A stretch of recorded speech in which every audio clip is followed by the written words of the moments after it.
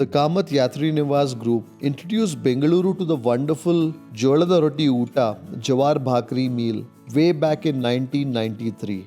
And like they say, the rest is history. Yes. I recently visited the new Whitefield outpost where I not only caught the making of the Jolada Rotti but also sat down to a hearty meal. This is again one of those meals where it can be quite difficult to pick a favorite dish from the delicious lot.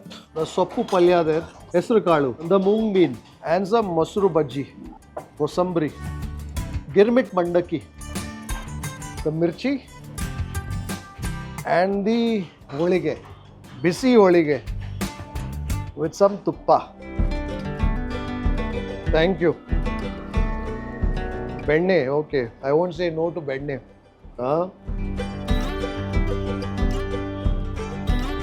So when you come here, you have two options. One is you can do the regular meal. I think the regular meal doesn't come with the mandaki. It doesn't have the mirchi. It doesn't have the holige. And I think the ice cream that comes at the end of it all. So if you want to indulge, I think it's a special meal because I think that holige is a great beginning and so also that girmit mandaki, especially if you've not tasted it before. This time I want to also introduce that roti, zunka to a bit of the ranjaka.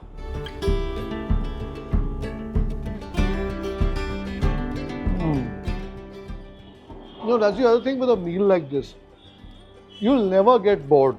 Let's say you're eating the roti and you're having the madki kalu and you had a couple of bites of it and let's say that feels a bit austere.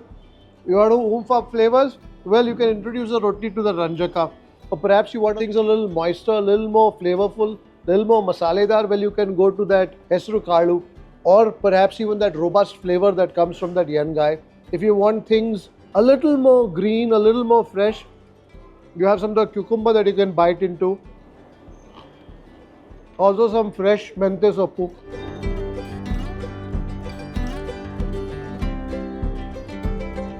They say fiber is good for you.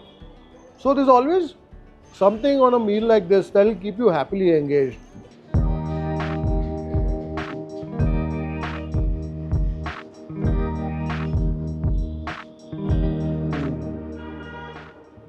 There are only two forms in which I like the eggplant.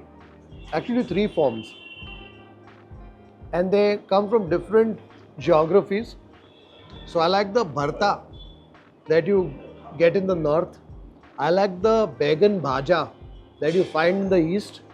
And when it comes to savoring the eggplant down south, well, for me it's the Ennegayi. Because out here that Ennegayi has been cooked twice. It's been basted with that masala, stuffed within its quarters, fried and then cooked again in that curry.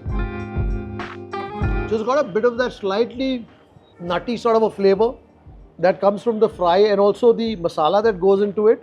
But because it's also poached in that curry, it is soft enough so that its skin doesn't come as a hindrance to your bite.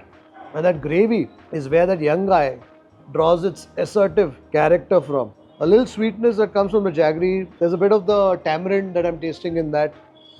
A bit of the sourness that comes from the hunse hannu.